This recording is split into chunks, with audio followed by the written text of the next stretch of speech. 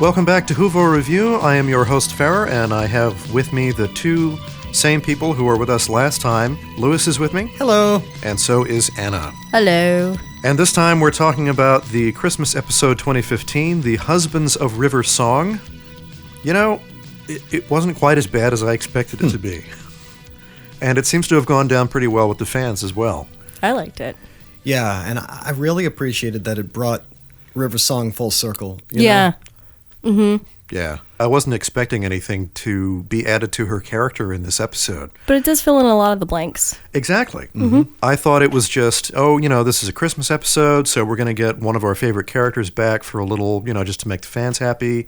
And then we're going to see a story with River Song, and she's going to disappear again. But, we actually got some nice character work from her. And closure, too. Mm-hmm. True. There were a couple of problems that I had with her character, though. Mm-hmm. And one of them was that despite the fact that she's a very clever person, she couldn't get any of the hints that the doctor kept dropping about his identity.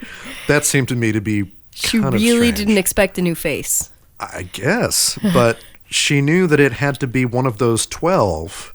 Right. Does that mean that she knows that Time Lords only have 12 regenerations?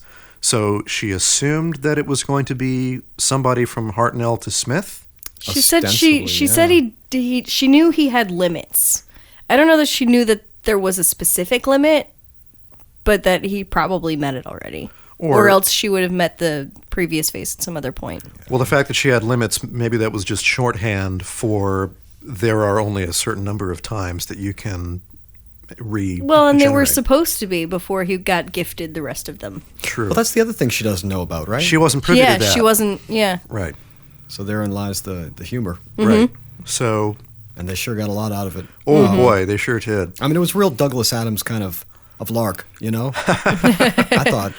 Yeah, that's Especially true. ending up on a space-faring ocean liner. Yeah.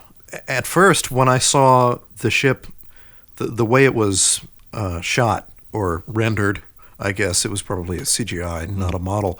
It reminded me of the first time we see Lost in Paradise in The Fifth Element. Right. Sort of hanging in space with the bow coming at us, Yeah. in the front of the screen.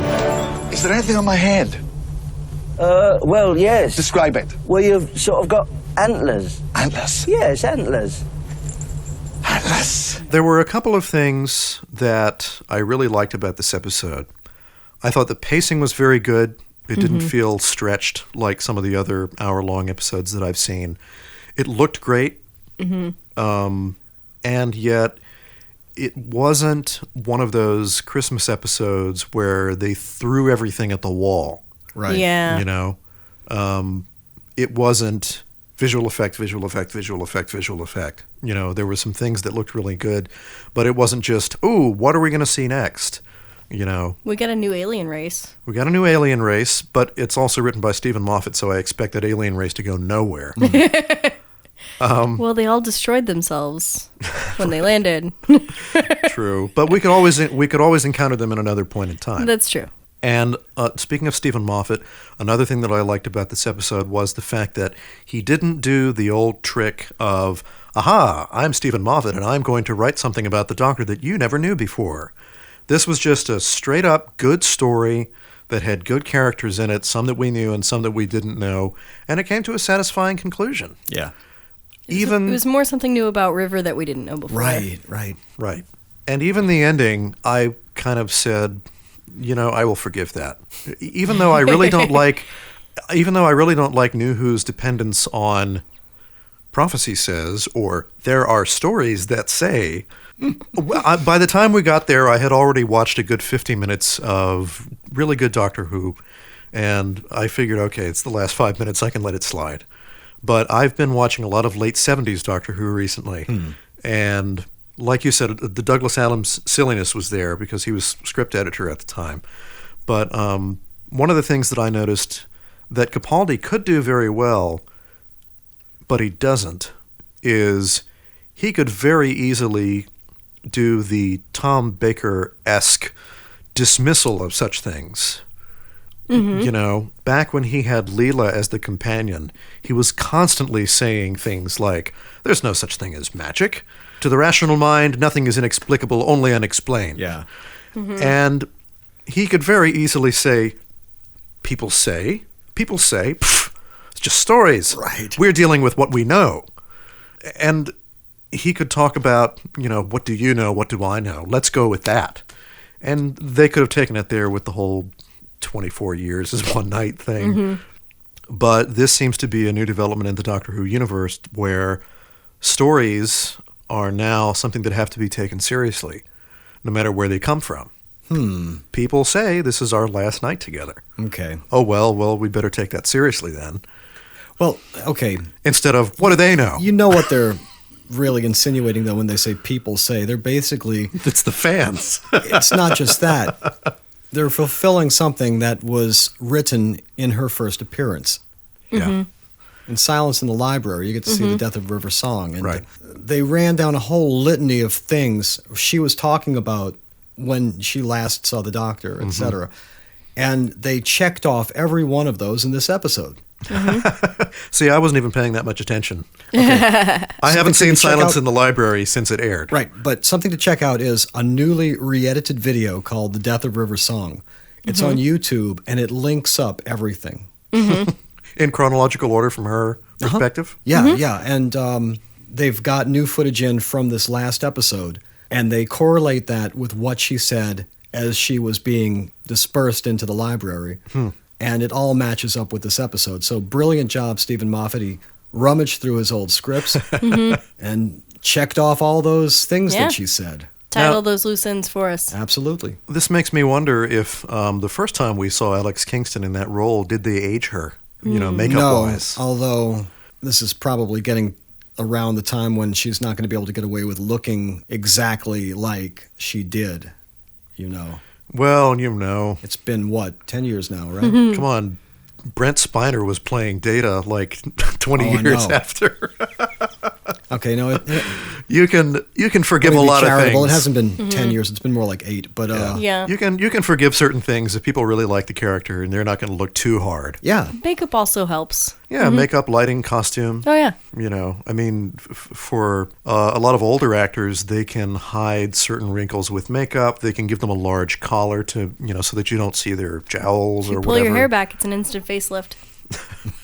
Sounds kind of painful, though. No, you just pull it back. I think she did great. And I don't imagine her coming back again, although in an interview she said she'd love to. And I thought she and Capaldi worked really well together. Oh, yeah. I could definitely see her and Capaldi during their 24 years together getting into some adventures, Big Finish style. Yes, I bet that'll happen too. I think Peter Capaldi and Alex Kingston would do great in the audio universe. Since Big Finish has the potential to do adventures with new series characters, whereas they didn't 10 years ago, maybe that's going to happen. Maybe we could have the adventures of River Song through Sure. time, because the voice doesn't age nearly as much as the looks, and that's true of anybody, male or female. So you don't have to make up the voice. You just need... you need a director who can give you the necessary energy to be 40 years younger or whatever it is. Yeah. Sure. But, Yeah, they're doing wonderful with the new Tom Baker episodes. yeah. So, The other ones, too, Peter Davison and Colin Baker, have all jumped right back into character, and I attribute that to the direction. Again, watching some of the late 70s Doctor Who and listening to the commentaries, I can't remember who was quoted, but somebody was saying that there was a particular story where he remembers reading a review of somebody's performance, and the tendency is always to blame the actor, whereas he would always blame the director. I can't remember who was speaking at the time, but I thought, well, this is interesting because it was a member of the production staff, someone who was there on the day and couldn't really see the difference between, just letting an actor roll with it and not necessarily getting what you want, or the director really stepping in, even to the point of getting people irritated, like Tom Baker, who was a leading man and proud of it. Maybe talking back to the director. But if you get the performance you want, it's worth it. Sometimes being a Yeah. director is being a total dick, and that's what needs to happen. and by the way, Yep. this will please some people. Apparently, she has been doing some Big Finish, and she's got a series of 4 episodes coming out with Paul McGann. Oh. So that should be fun. Cool. Hello. You don't look much like your pictures. Well, that's an ongoing problem for me. By the way, I thought the title of this was clever because it wasn't until I realized that multiple heads were inside that suit that that's what it meant by the husbands of River Song. Oh, that's why it's plural. Got it. Well, but she also married the Diamond and the Hispanic guy. Right. True. But I really think she married the suit. Yeah, I guess so. I mean, Yeah. after all, in the end, the suit decided that it was pretty much the king, right? Yeah. Yeah. The suit had a mind of its own, Pretty you could much. say. No matter who Or was... it downloaded all of the previous minds and therefore is the ultimate ruler. Yeah, that's kind of interesting. You could wrap your head around that in several different ways. No pun intended. But, when the head dies, presumably the contents of that brain remain inside the suit somewhere. Yeah, I in wish they storage. had clarified that, though, before it disintegrated the previous King Hydroflax. Well, it sounded like as long as the head was still attached, it would stay there. But it was the fact that the head had been detached for so long that it had started degrading. Well, I don't know, though. I mean, after all, the premise, the reason that she had the doctor come out was that she needed somebody to attend to his horrible ailment, whatever it was, right? Remove the diamond from his brain. She just wanted the diamond. Yeah, I'm kind of sad that it was a diamond, though. It was a really nice, expensive, pricey, famous diamond. Yeah, but off of Earth. Oh. What are Sure. diamonds worth? It would be better to say Apparently that it enough was... to build a really fancy restaurant. Right.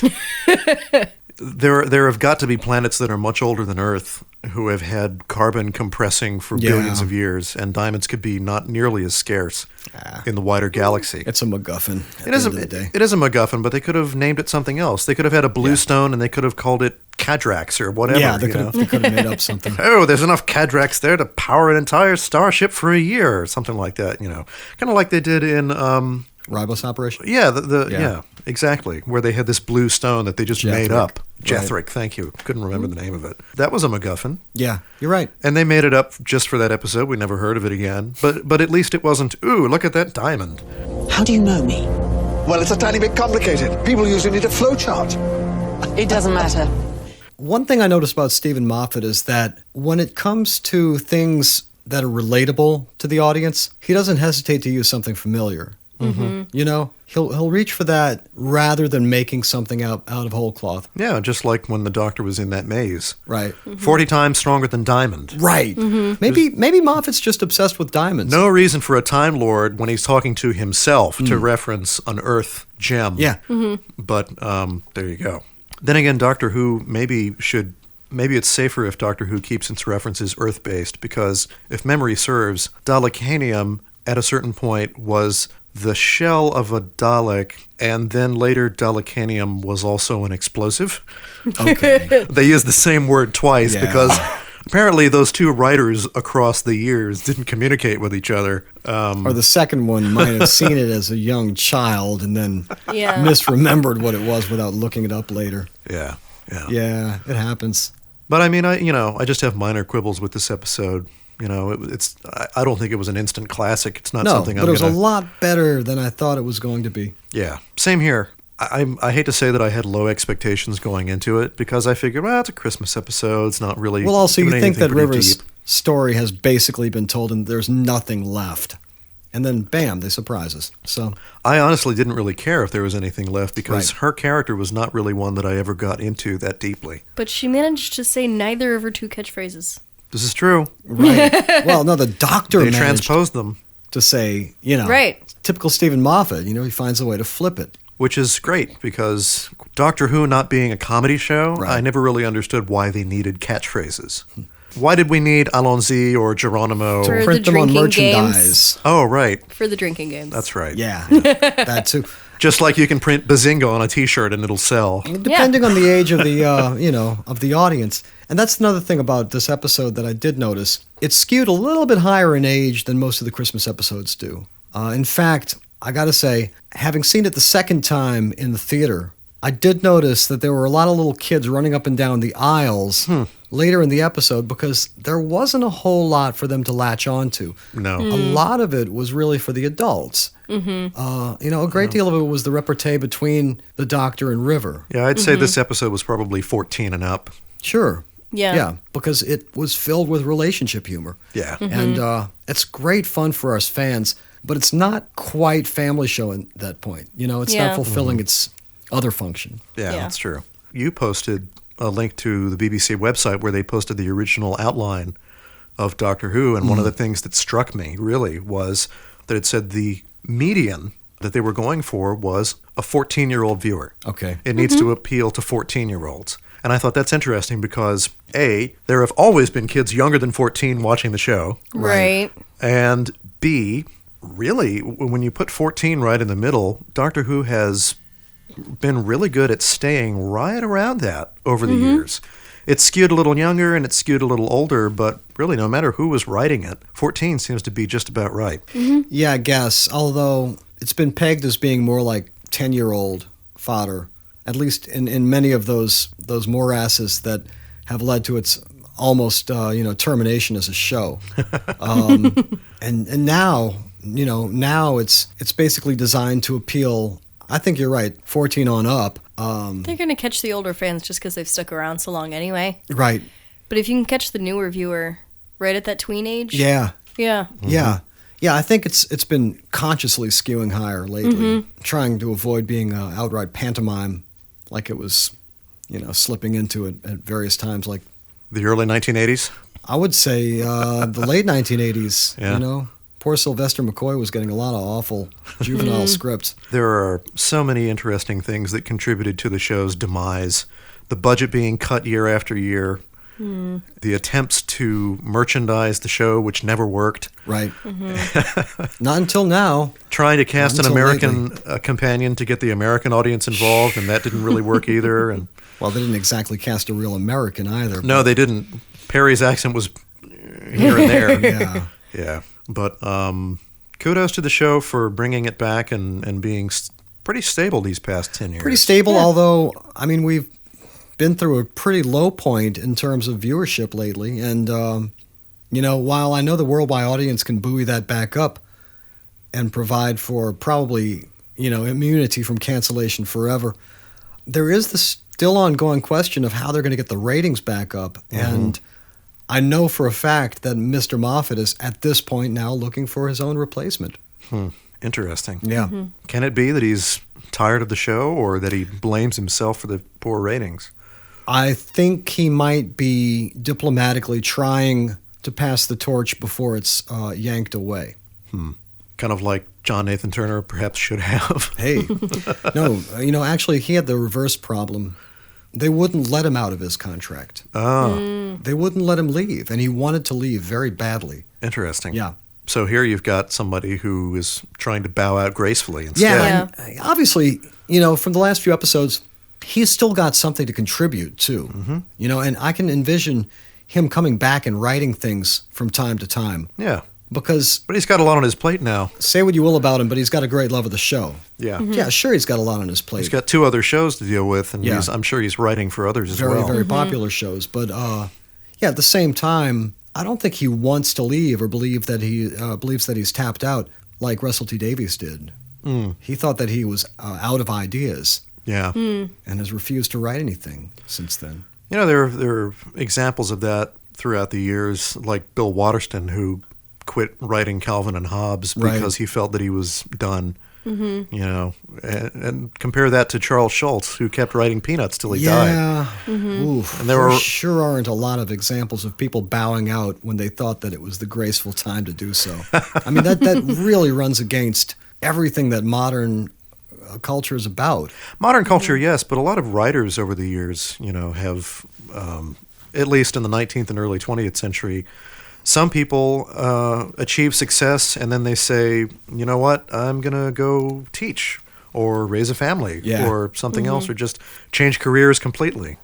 And then, of course, there are actors who say, well, I'm retiring. And then 15 years later, they come back and they have a second career acting. Yeah. Sure. Musicians do that too. They go from in front of the camera to behind the camera. Right. But in television writing, I have not seen someone who stops writing for TV, disappears off the map, gets into another area of television, and then goes back. Have you? I really can't think of anyone. Okay. I know J. Michael Straczynski had done the big grand sweep of Babylon 5. He wrote most of the series, went into comic book writing. I know he wrote on Spider-Man and others. He did some movie writing, and now he's attempting to do a Babylon 5 movie. Yeah. I thought they had Babylon 5 movies. No. He's trying to reboot it. Oh, okay. He's going to do, I guess, what they did with Battlestar Galactica and make, a modern century version of it. As opposed to the new Star Wars, which has been called a soft reboot. Right. Well, soft reboot is what we've seen with Doctor Who. Right. Where you've got a clear continuity, and we're not discarding any of the old stuff. The old actors are still valid. The history and timeline is still there. You know, and you can go back and you can have cameos like, the blessed few, like Liz Sladen. You know? Yeah. Very few, but, they're significant, and it works. It all works. I can't even call that a reboot. That's a resurgence, or a continuity. X-Files is about to do it. Twin Peaks is about to do it. 10 years in now, it's really hard to call this the new series. Right. It's really just... It's the revived series. It's really just Doctor Who. Right. It really is. Right. Doctor Who after a long hiatus with very few of the original folks involved. And that's But just... it still works. That's just due probably to time, and evolution of the show. And very few shows, too, are set up as brilliantly, even if it wasn't intended originally. But Doctor Who has managed to pull off the most brilliant, open-ended formula for a TV show ever. And that's why it's been over 50 years. You have stolen so much from so many King Hydroflax, and I'm the woman who's going to steal it all back! What are you? I'm an archaeologist. We were talking about writing. The writers are often told, do anything. Right. Do anything you want. Here are the characters, and take it from there. You are not limited to time, place, plot, continuity. If there's any continuity to be done, it'll be handled in script editing, or Stephen Moffat will pen any arc details that need to be filled in. Yeah. And it all seems to be working pretty well. I think this season has been the strongest one of the last several years. That might just be my faulty memory, but I think the low points in this season were not nearly as low as the low points in other seasons. That's true. We've had a lot of... And you and I really like this season. But I've seen plenty of people online that have not. This is true. But they're still around. They're still watching. Yeah. So why is that? Are they holding out hope, or are they just hate watching it at this point? Well, there's one thing about Doctor Who that you can say is, if you don't like it, just wait. Yeah. Just wait. And it'll change. And change is so inevitable for Doctor Who. Yeah. You know what's going to remain. But you absolutely will see a new actor within 3 or 4 years. There's no stopping it.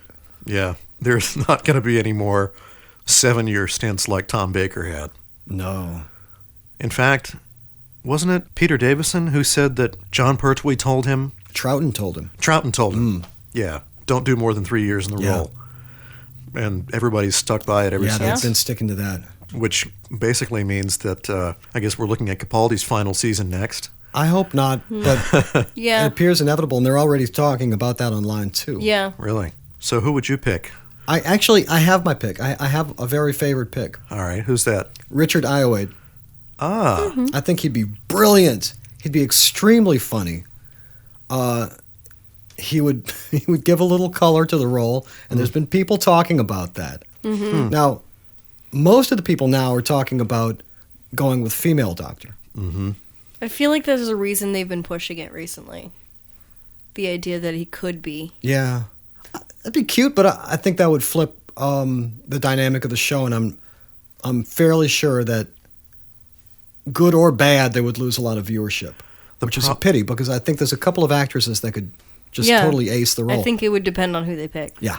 The problem with that is, if you put a woman in the role, how many women do you have in the role before you go back to a man? Because Who knows? if you only have a woman in the role for 3 years and then you go back to a man, then people are going to complain. Right. Oh, see, so you only had a woman in there one time. Yeah, it invites a bunch of unfair comparisons. Yeah. And no matter how many times you say, no, we really are just picking the right actor for the job, regardless, they're still going to complain. And like you said, you're going to lose viewership. Same thing if they did, say they picked Idris Elba, and then they went back to a white actor. You know, I think Elba could play the part beautifully. Yeah, he probably could. He'd be, you know, a combination of the intellectual and the action, like John Pertwee was. Yes, absolutely. Plus, he'd skew the audience a little bit younger compared to Capaldi. But then again, if they do that, then after 3 years, they go back to a white actor. Yeah. The same criticism applies. Oh, well, you can only have a black actor in there for 3 years. Right, and the older younger thing applies too with, say, you know, the rumors were true and they casted Judi Dench. I mean, she would be brilliant, right? It would be more of a Hartnell type of approach. Right. You know, that authoritarian sort of... Tough love character. Yeah, you know? yeah. Yeah, it'd be amazing, but that would alienate a whole lot of the newer viewers. Right. So what do? I have a bad feeling that they're going to respond to what worked numbers-wise in the recent past, and they're going to cast somebody young and hot. Right. Which is a pity, because I really like the way that Capaldi has worked out from a traditional Doctor Who kind of standpoint. One thing I will say, though, is that this is the second time they've had a Scottish actor in the role, and this time they didn't make him change his accent. True. David right. Tennant had to put You know on what, though? an English accent. They didn't make Sylvester McCoy change his accent much. Well, yeah, that's true, but I'm talking about 2005. Yeah. You know, Yeah. David Tennant. Then again, it may have been his choice, I don't know. True. But he did affect an upper-class English accent Right. to play the Doctor. And Eccleston got into a fight and left after a season because there was pressure on him to change his accent. Because of his northern accent. Yeah. Even though they had made it part of his character. Yeah. I Where- think that they... Lots of planets have a north. Right. Yeah. They explained it in one line. Yeah. I think, though, that they were knuckling under to his... He was probably digging his heels in at that point. I'm not surprised. But, you know, they eventually came to, to blows over it. So what do you do? I don't know. Cast somebody else. I guess. It's Apparently. a pity, though. It's a pity. Yeah. Because I thought he was brilliant. And I didn't have a problem understanding him. I didn't. No. I've had a harder time understanding Clara in this past season. Wow. Because she runs through her lines so quickly. Yes. Yeah. Not because of her accent, but because... And we're on to the next thing. And I'm going, Yeah. wait, what did she say? And, and Capaldi mumbles a bit, too. But it's, I don't know. If you want subtitles, they're there. Switch them on. Put the captions on. Yeah, there are always... I certainly don't think anyone in the UK has had a problem understanding either of them. No. Plus, you can always hit rewind and Yeah. listen Yeah. to it again. It's a worldwide phenomenon. It has to work for everybody, apparently. Mobile life support. Sexy. It's not sexy. It's a little bit sexy. Why is everything sexy now? Speaking of which, Ramon? Now, I've not been online recently to check the rumors or anything like that. Is there any inkling as to next companion or what else is coming up next season? Not really. Yeah. Kind of a tight lid on that, huh? Yeah, I think so. They left it pretty open-ended. They must They be. could They go- I'm fine with must be that. coming close Yeah. to having the writing locked down for next season. I would think by this point. You would think so.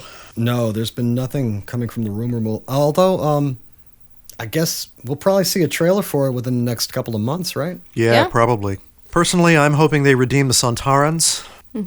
And I hope that the next character is not nearly as bossy as Clara is. Actually, no, bossy isn't the right word. Overconfident. Okay, yeah.